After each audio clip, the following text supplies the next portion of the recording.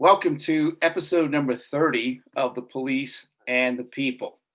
On today's show, we are going to talk about there's a new, at least a new bill that's been introduced in California. I don't think it's gone through the legislation process yet, but it's going to be requiring that new police officers either have a bachelor's degree or are at least 25 years old. So to discuss this, I brought in my good friend, Phil White from San Jose, California, and to talk about this. And we're going to talk about the merits of it.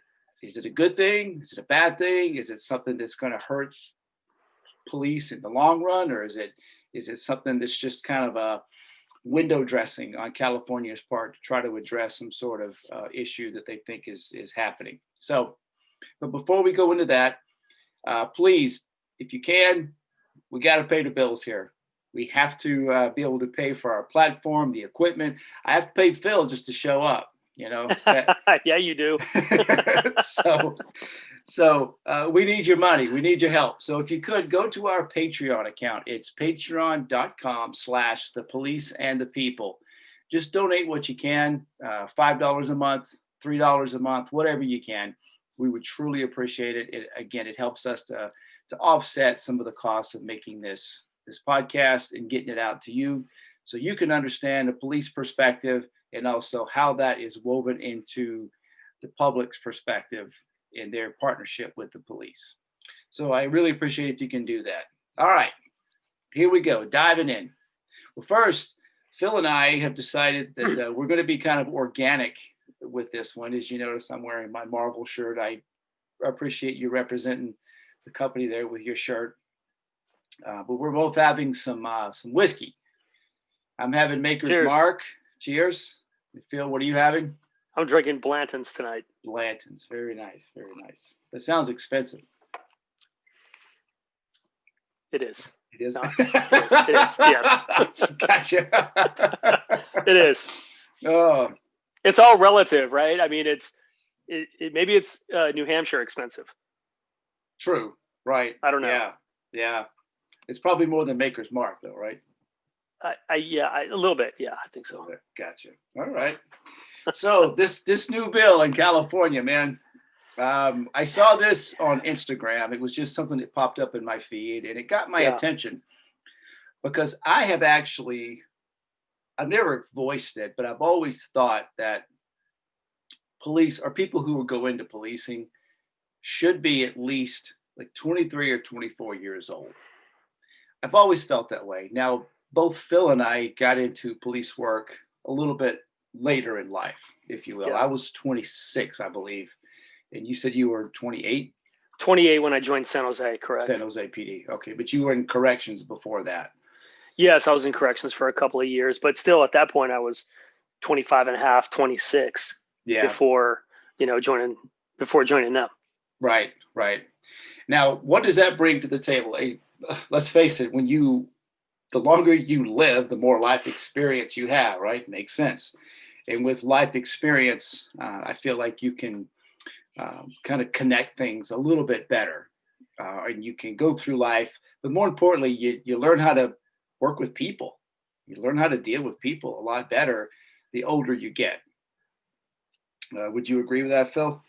Yeah, you know what? I think where and I have to say, Assemblymember Reggie Jones Sawyer out of LA is putting this bill forward, and I think it kind of goes in line with some of the things that have been coming through the California State Legislature over the last couple of years with regard to law enforcement.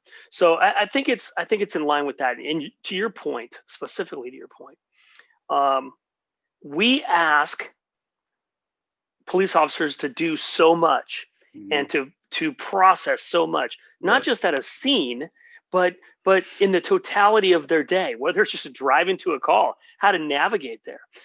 Even Joan Sawyer even acknowledges that our jobs are complex. They're difficult. Now, let me give you or give the folks out there a little bit of background again. What I do, I'm the administrative officer for the field training program at the San Jose Police Department. I've been doing it for 4 years, and I've been teaching field training officer course with GSPCC and in California. through California Post. So I see a lot of different aged and different experienced folks coming through our field training program. And Right. so, to your point, Tim, I just think that we'd be doing ourselves a disservice if we're not looking at those folks who are more have the experience, whether it's life experience or experience educationally, Mhm. and looking at them more deeply in these roles as Right. police officers. Yeah. Yeah. I agree. Now you came from, I just want to make this one quick point. You came from a corrections background that went into policing. And in my experience, I worked with a few guys that came from the corrections side of the house and then moved over to police work. And I got to tell you, they were so good at communicating with people. Mm. And I'd often Well, heard that corrections officers, because you have to know how to talk to these guys. You have when to you're know how to when you're in a communicate. lockdown by yourself with no weapons and Exactly. 60 guys, Exactly. there Exactly. there's got to be something said about verbal judo and your ability to communicate with folks. Yeah, Right. Right. and Right. developing respect, right, both ways. Yeah, absolutely. And you know what? And I just an observation I recently made, and kind of to this point. You familiar with the show Alone? It's a survival No, show. It's like it's a no, competition. They drop them off in these remote areas, and they have to survive out there. And the last one to not quit is the winner, and yeah. they win a lot of money. It's pretty big. It's pretty significant. And I was watching season one, and just an observation on this front to kind of hit on what we're talking about not having a gun and being able to communicate. The first guy to drop out on day one, it wasn't even 24 hours, I don't think, and he quit. Guess what his job was? Oh no, was he a cop? Yeah. There was a bear outside of his tent. He yelled, "Hey, bear." The bear ran away. But he was like, the next day, he was like, "F Said this, I'm forget it. out." But then the second guy to quit was from Florida. And when they kind of profiled him, he really, really liked to talk about, he was a big gun guy. He's a big Second Amendment guy. And he Hmm. was like, "I always got a gun near me. I always leave my house armed, blah, blah, blah." And it just made me think that these two guys who live a life by the gun, they got a gun on their hip all the time. You become really reliant on that, and I think that was why they quit so early, is because they didn't have the Mm. gun. They didn't have that crutch to help them out. Does that make sense? Yeah, totally. I mean, going with that specific example and the background within the California state legislature, not that it's good, bad, or indifferent to whomever out there is listening, but um, state law came through with regard to our use of force policy and use of deadly force, specifically Mhm. requiring us to take more of the totality of that individual circumstance, those things that are uh, just being developed within that call for service as the priority, as opposed to relying on other outside uh, things that may make us think a certain way. Mhm. So in this case, um, to your point, um, going through the thought process, problem solving, and decision making, which is paramount, Yeah. particularly in FTO. I mean, Tim, you hear me talking about it all the Yep. time. Yep. Um, but problem solving and decision making is a skill that has to be developed. And you brought up that point about the cerebral cortex, Mhm. right, being Right. developed all the way up until what was it? Was it Age 25? 25. Yeah. It's not fully So developed. Yeah. Your yeah, prefrontal cortex. Yep. okay. Yep. So that prefrontal cortex, like you said, not being developed. How are we asking folks, for instance, in the city of San Jose, uh, required of 2 years college or required 2 years college and be 20 and a half years of age at the Mhm. beginning of the academy? Right. Um, how can we ask folks who don't either have the personal experience or the educational experience to make those decisions just based on their training? And Right. and I don't want to go off on a tangent, but if we can somehow weave in what's going on in the New England area with regard to hiring folks before they go to an academy and getting some sort of training prior to going to the academy, and how they're putting all of that together in their minds, and then how that's manifesting itself on the street at calls Mhm. for service. Right. I think those are things that should be discussed. Yeah, absolutely. And a lot of this does rely pretty heavily on training. If they're going into the academy and they're learning nothing but draw my gun, and they're just put in scenarios like that and not put in scenarios where they actually have to think and Yeah, communicate.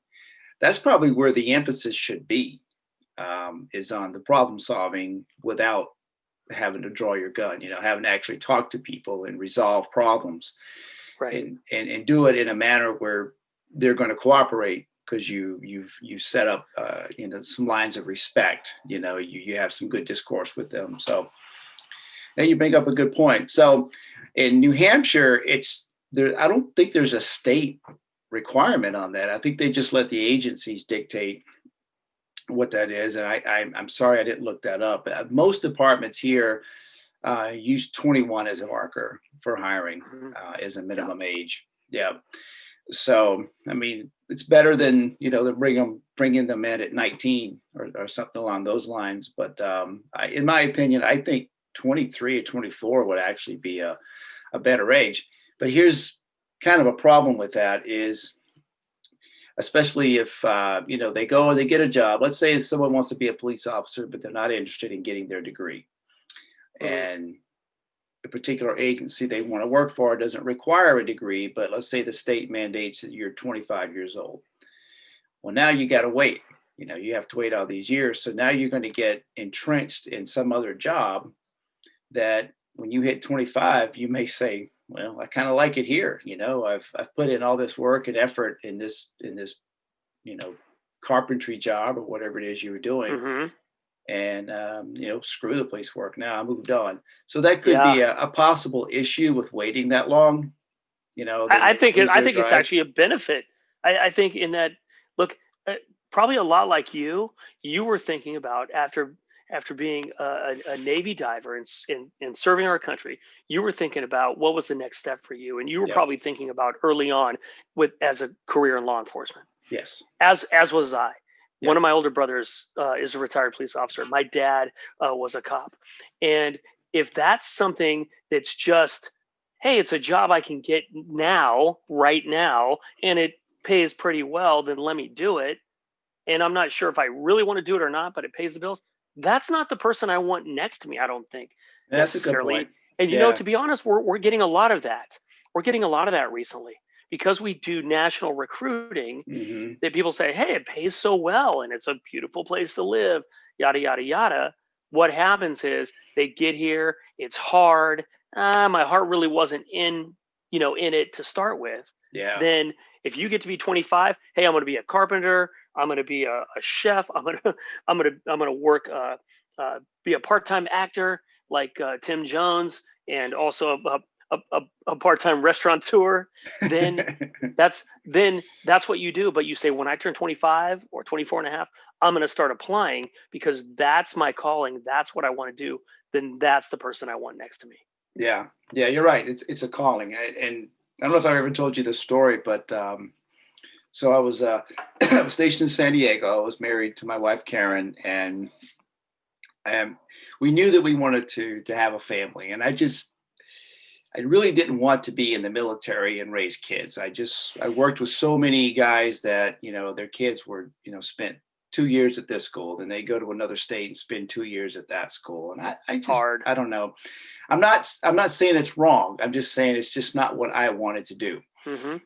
So I knew I was probably going to get out, and I was really interested in law enforcement. But what solidified it was, Karen and I were in downtown San Diego, and she had ducked into some shop for some reason. I was just standing out on the sidewalk waiting, and this car came flying by, and there were two cruisers chasing it.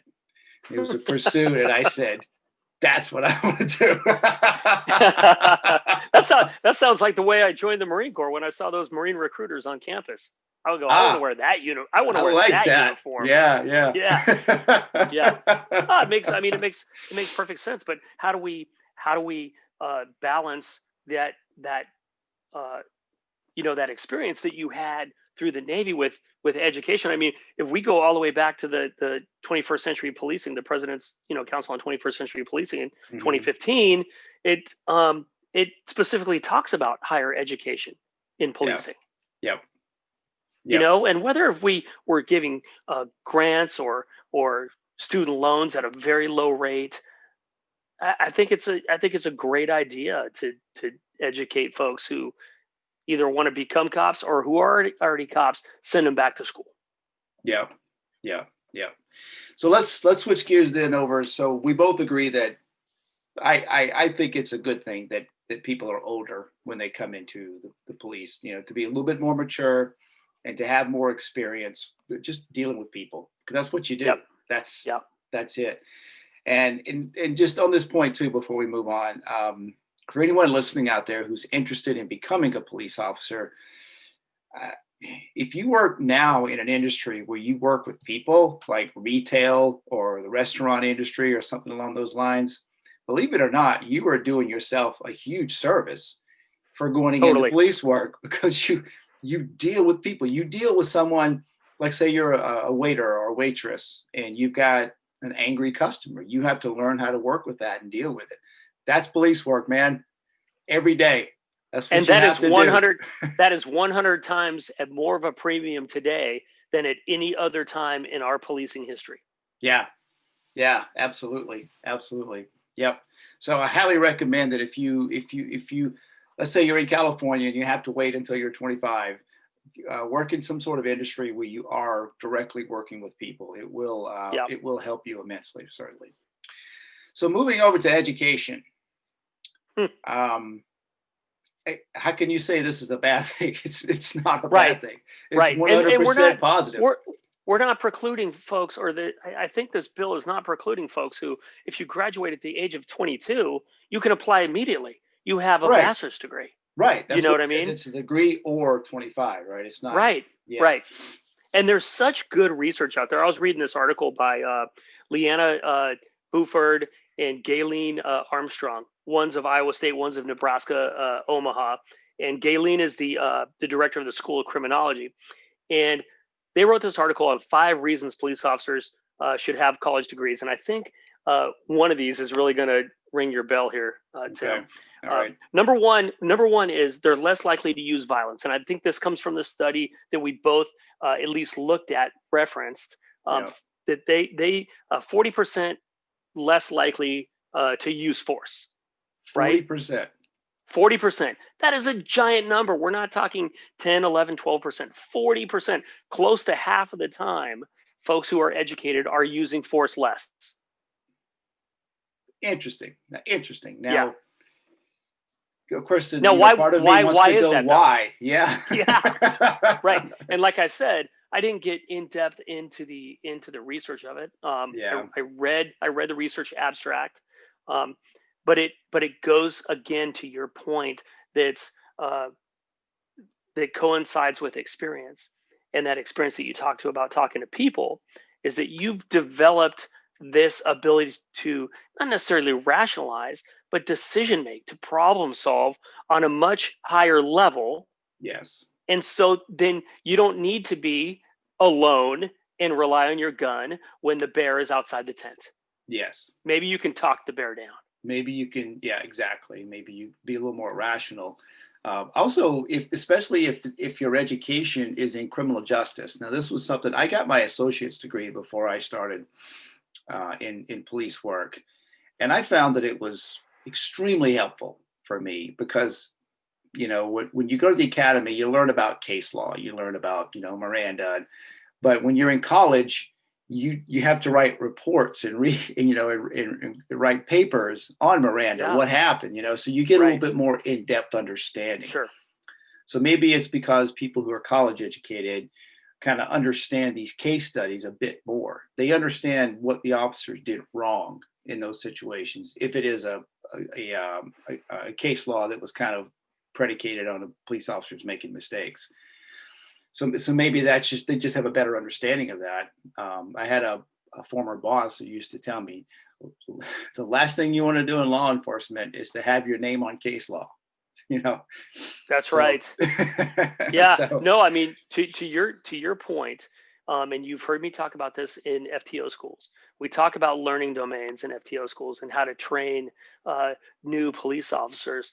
And so much of the time, we are focused on that psychomotor learning domain, that that motor memory, right? mhm, How to physically do things and interact physically with things instead of that cognitive learning domain where we're processing and we're thinking those things out. And to your point, I think that the totality of college or university, a degree, is supposed to give you that. That's what it's supposed to give you in life. You're yeah, supposed to, while you have a major, it's supposed to give you a feel for everything in the educational field, so hmm that you can uh, be a citizen or a human being that gives back, right? I mean, that's the basis behind university. right, right. Now you said California. Now, does the state require at least an associate's degree? That's with our police department in San Jose. San Uh, Jose. Okay. most places are uh, between 40 and 60 units of college credit. See, and Yeah. also while you're getting some college credit, shoot, you can take 40 units of PE, and maybe you're good at math, which I'm not, and just take math. I don't know necessarily how well that's going to help you. Right. But California, hey, you can join the CHP with a high school diploma and be 21. You can. The California Highway Patrol, yeah. And I think that this, and we're talking about education. What's it going to do? You said it at the top. What's it potentially going to do, or what the outcome is going to be within policing? Mm, Some small agencies are going to basically get run out of the market, I guess. If I already have a degree, maybe I don't want to necessarily go work at a small agency, because right. now if I'm 25 or I have a degree, I can go anywhere. Maybe they're getting those older police officers that aren't as educated at smaller agencies because they've met the age requirement. Yep. The Maybe the older or the more educated folks are going to larger departments who have more places, to go within the structure Right. of policing within that department. More opportunities for Right. advancement and specialization. Yeah, absolutely. Totally. Yeah. So smaller agencies definitely may suffer in this. That's for sure. Yeah. Do you think that it's going to,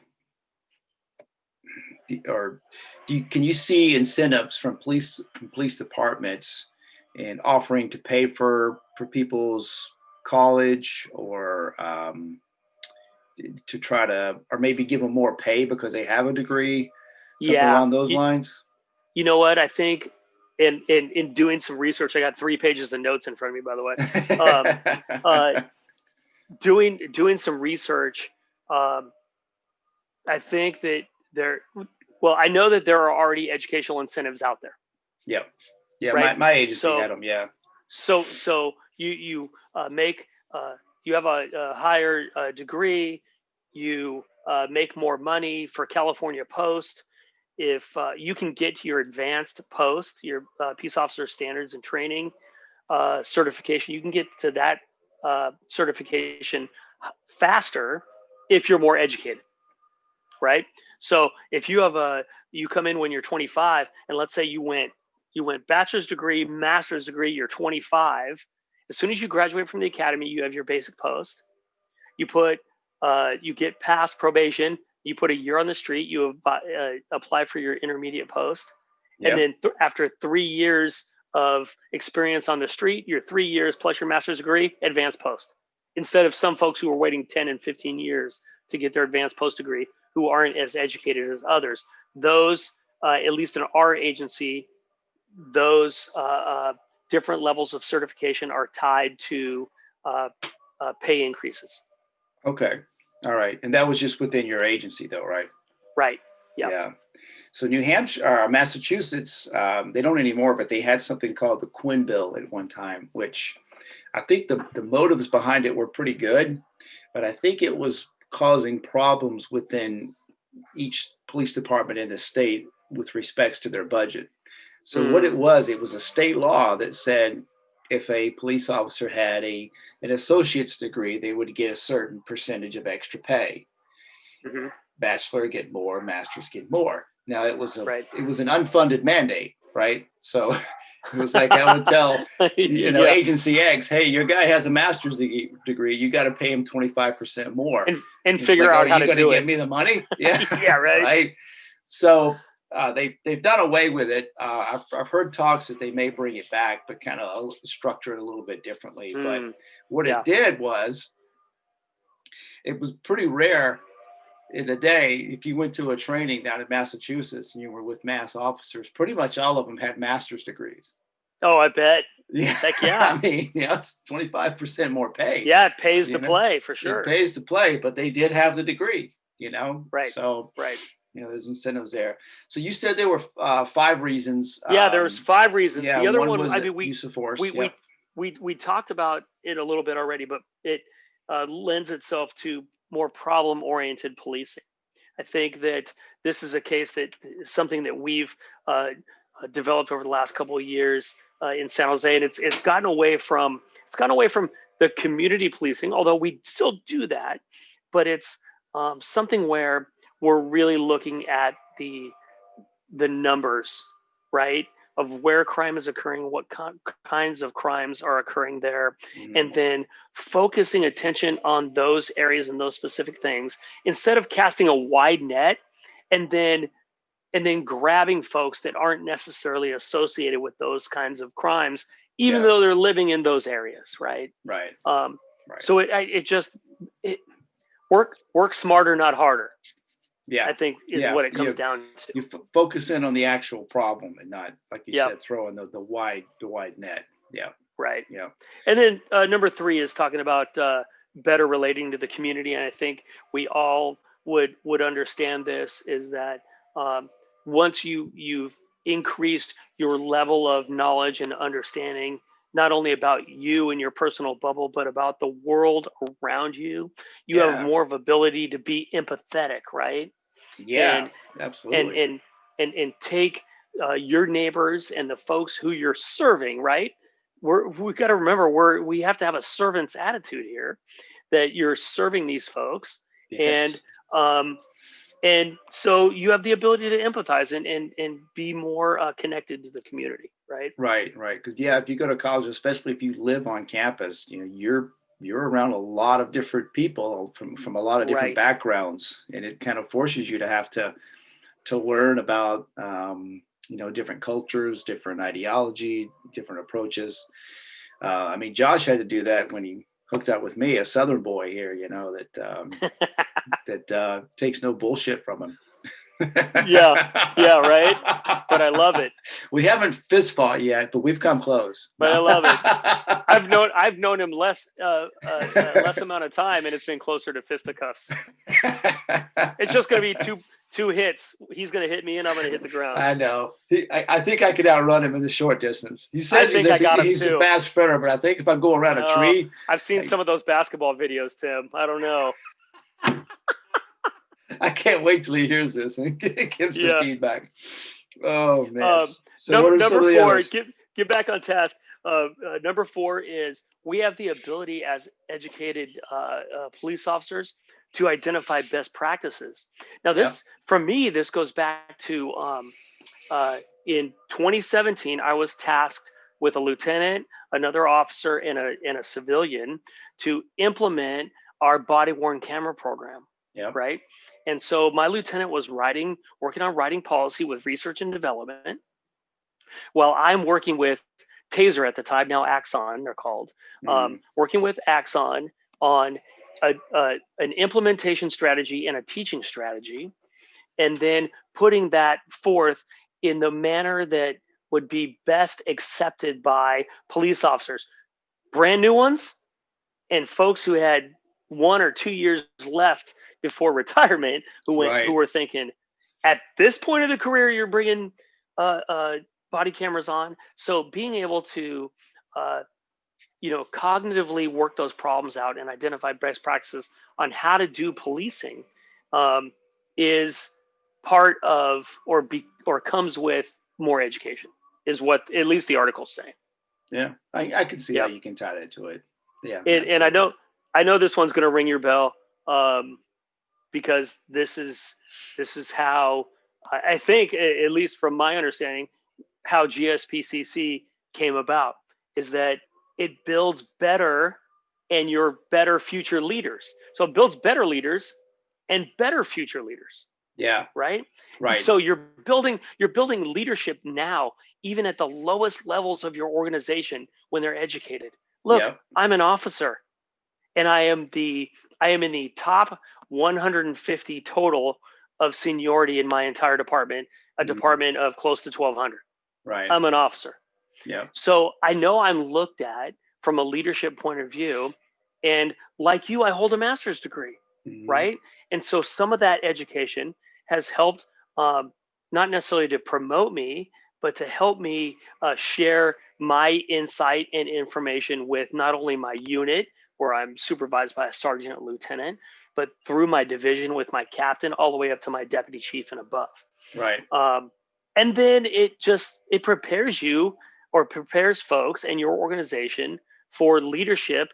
As that older leadership retires, we're filling that gap more quickly and with more educated folks. Yeah. Yeah. And there's another element that, and I'm sure you'll agree with me on this, although there are exceptions, with respects to having a degree. What is one of the main things you have to do when you go through college? You have to write. You have to learn how to write. Oh my gosh. Guess what you have to do in police work? You have Sleep. to write. No. Oh, right. Oh, Well, right. Right. The sleep is after Right. the writing. Yeah. You got to write. You have to write reports. And I got to tell you that, again, there are exceptions, but most of the guys that I used to work with as a supervisor, the ones that had a college degree, had no issues writing reports. It was just another day. It was just what they had to do. And their grammar was solid. Their structure was solid. Their reports made sense. I will tell you, I used to have this one kid, great guy, funny as all out. He was an athlete in college. And so he didn't go to class. Yeah, he was a very good police officer. However, his reports were terrible. Dramatically terrible, Yeah. And I used to always give him, like, you really have a degree? He's like, I was an athlete, man. I had people write my reports. Like, all right, whatever. I'll write my papers. Sounds about right. That doesn't surprise me. Let me ask you this. It's not part of what California is proposing, but what do you think of the significance or how helpful is it to have a military background before going into policing? Some of that is taken as a hiring benefit. I know LAPD, that's a big thing on their checklist, right? Yeah. Yeah. I think now, less than ever, it's not as important. Now more than ever, it's not as important. Does that make sense? It's not as important as it was 10, 15, 20, 45 years ago, whatever. Right. When my dad became a cop in the 60s, he got out of the Army as a military policeman and went back to his hometown, kind of where he grew up. You're hiring, went in, met with the chief. They said, hey, yeah, you were an MP in the Army. Great. Come back next week and we'll here's your badge, here's your gun. We'll get you your gear. Go get them, kid. Right. Right. And I know you've heard that story, my FDO schools, but it's just bananas to me. However, I will say this, that one thing, and I know that you would never, ever give up your background in the Navy, as I would never give up my background in the Department of the Navy as a Marine. That was just for you. Even though I know Josh was in something very similar. What do they call them? Oh yeah, fraternities. He was in a fraternity, yeah. But it was a very militant fraternity. They wore berets.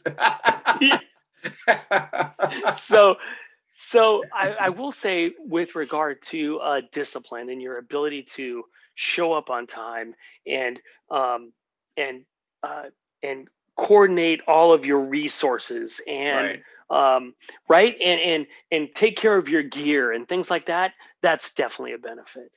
Yeah. However, when we talk about talking to people, there's a difference between clearing a house when you go in as a police officer and you're clearing, just looking around corners, working on with members of your stack. Mm. And there's a difference between throwing a grenade in a building Right. And then and just then looking for who's and then alive. and you're Right. right, and then Yeah. lighting it up and then clearing it. Right. Yeah, Right. Right. I agree. I will say though that it's funny that whenever I teach a class, which is usually leadership, I love to acknowledge the military people, former military people in the class, at least recognize them. yeah, you do, and I And always appreciate that. yeah, and the more the more I do it, the less I have. I was in one the other Right, day, and there were none. There were no people former military, which interesting. surprised me. Yeah, it surprised me because it was like a time when it was like a natural progression to come out of Mhm. the military and go into police work because of the Sure. structure, the paramilitary aspect of police work. But just not really seeing that much anymore.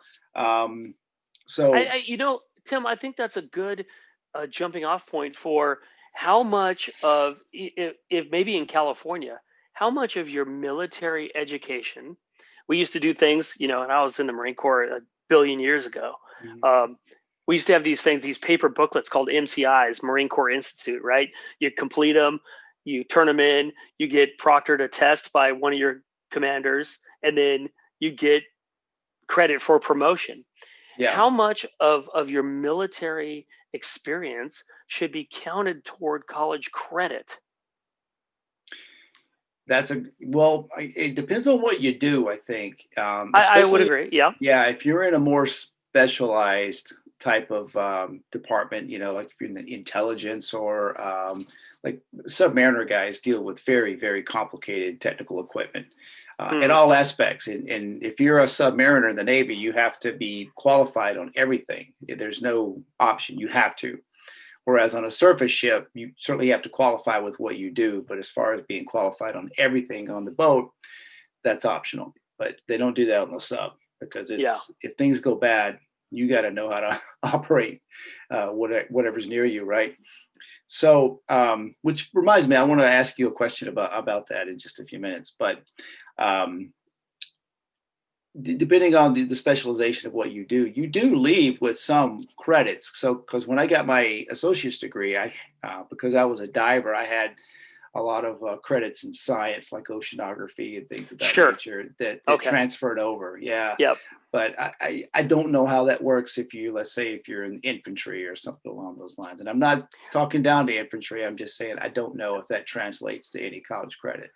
Well, the Marine Corps, that's why we have cross rifles under our chevrons, because everyone's a basic rifleman. Right. Yep. I will say this: we had a former Air Force. Oh, I didn't want to say the branch. We had a former uh, officer hmm who was in logistics, hmm who was in he was beyond 30 years old, and he had a very tough time uh, passing our field training program. Really? And that goes to your point about specialties. You're in Yeah. logistics. You're an officer. Right. I'm You're a used to, bean as counter. an officer, I'm used to telling people, or telling people what to do, right? Yeah. You're a bean counter. Delegating that Yeah. authority, and then Right. counting beans. It's so to your point about specialties, it makes perfect sense. Yeah. So here's something I proposed to my deputy chief one time, and he thought it was going to be too complicated to implement. So in the Navy, they have if you're on the surface side of the house, you can get something that's called an ESWAS. I forget what that stands for, but it's basically a pin designation that you can get. And what you have to do you have to earn it. You have to basically know all the operations of the entire ship. Hmm. From what happens um, up in navigation all the way down to the engine room. You have to know Sure. everything, right? And then you have to go in front of a board and they quiz you. They don't let you just sign off on everything and move on, right? You have to be able to state what each area of operation has to do and what would you do in these scenarios and things like that. But in the Navy, if you don't have it, you can't expect to ever make E7. You know what I mean? It's like one of those things. If you want to have a career in the Navy and you want to move up past E7, you have to Sure. have it. So you have to do it. On the submarine side, you have to do it no matter what. From E1 to the captain, you have to do it, like I said before. But what I proposed to my deputy chief was, instead of, because in my agency, master patrolman was just, once you hit a certain amount of years, you just got master patrolman, right? You didn't have to take a test, you didn't have to earn it or anything like that. Right. And I thought that to earn that, why not understand every operation of the agency, right? Like know what records has to do, know how to deal with evidence behind the scenes, know what detectives are doing, you know, so you have more of an understanding of the entirety of the department and how it operates, not just your particular niche. But they didn't bite on it, so it didn't happen. Well, you know what? It probably was like, look, the folks who are up for it very soon don't want to have to go through all that, right? Yeah. But that goes to if there's going to be change, and we know there's going to be change in policing. There's constant change right now. The FTO program in San Jose is the same length now as it was when I went through, coming up on 24 years ago now. And they're doing 1,000 things differently and more than I was. Yeah. And if you talk about the professional status of policing, and I think we consider ourselves a profession. We have an oath, right?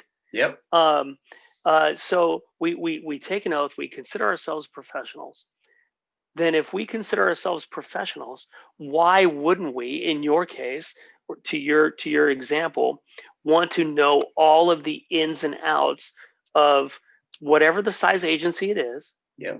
Whether it's a promotion or not, if it's coming with money, then I think the organization has the ability to say, we're going to change what's associated with that money. We're going to require more, especially nowadays.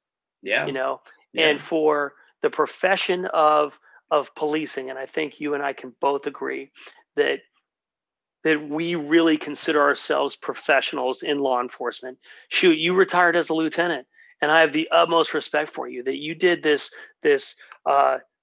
diving career in the Navy, and then moved through the ranks in your agency in Londonderry, became a lieutenant. That's a giant thing. Well, you. Two careers in your lifetime already, and you're on your third and your fourth, owning a company, teaching, doing all of these things. But that's because you have this bite, this desire, and this drive to be a professional, and that probably comes not only from your internal push, but it also comes from your education. And I think that if we want to push the professionalism of policing, that we want to change the narrative, that we are professional, that we mete out the law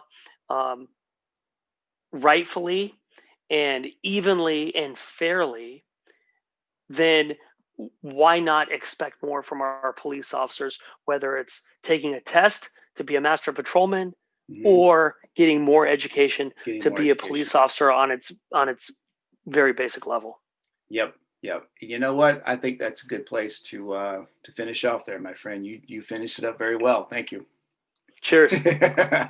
Cheers. All right. Well, Phil, I really appreciate your time and your insight into this. I hope it passes. I do too. I hope it passes. Because you know what happens? Because everything moves west. It does. And it's not necessarily. It's not necessarily.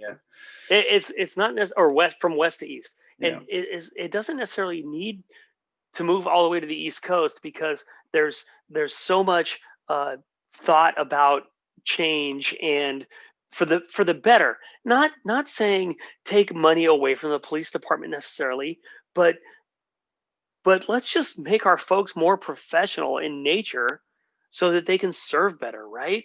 Right. And what it's got to do is it's got to hit the Midwest somehow. Me from the East and the West, it's got to hit the Midwest and Texas. Yeah. And then we're good. Then we're good. It'll pass through. Yeah. At a minimum, require associate's degree because it's better than nothing. So right. Totally. maybe totally it's agree. a good stepping off point. I don't know. So, all right, well, everyone. I did a ton of research for you guys. You're the man. You are the man. Here's my research. I love it. Pictures. Yeah, and this was actually the Assemblyman Reggie Jones Sawyer that you were referencing earlier in Los Angeles. Yeah. Yep. So, all right, my man. So, everyone else, in closing, please, if you will, subscribe to our podcast on whatever platform. We're on everything, man. We're like dog hair. We're everywhere. So please, we're even on YouTube, and we're also What's up, Drake? By the way, Rumble. shout out to Drake. Yeah, I locked him out. He was being a bit antsy tonight, so he was. I miss you, man. My son and his buddies were out ice skating today on a pond, and he was out there with them the whole time, so I could hear him barking the whole time. He was happy as heck. Yeah, very happy. So we're out there, man. We're on every podcast platform, and we're also on YouTube and on Rumble. If you could just look us up, give us some thumbs up, subscribe, give us 5 stars, everything. But even more importantly, if you can support us on Patreon, we would so appreciate it. All right, any parting words there, Phil? Hey, I will see you at the end of the month. We got FTO school and supervisor, administrator, commander course for FTO school. Also, real quick, I can't tell you again how excited I am. We've put hundreds of folks through our FTO schools over the last couple of years. Yeah. And now we have this supervisor, administrator, commander course going on where folks who are actually running the field training programs will know the same things that their field training officers know. Yep. And hopefully that will help build more professional field training programs, officers, and agencies. Yes. I feel like it can't do nothing but do that. And totally agree. And so we decided to go forward. We had a discussion about this SAT class, and it was a gamble. We just didn't know if it was going to take off, if people were going to do it. And it's now shut out. It's now closed off. The FTO class, which is going to be in the same week, I think we're up to seven people on the waiting list. There's a need and a desire. And I also think that, and I give you full credit for this, Phil, you do such a wonderful job with this FTO class. You're a great teacher, and you deliver the content so well and so passionately that people understand the importance of FTOing, how it's so crucial. Yeah. It's the pivotal point. It's what truly makes or breaks your agency, is that the FTO program, and people are understanding that. And I give that full credit to you, man. Thank you very much. Thanks for that. Appreciate it. Yeah. All right, everyone. You take care out there. Be safe. Stay out of trouble. If you do get in trouble, make it worth it. All right. Take care, man. See you later, Phil. Bye-bye. See ya.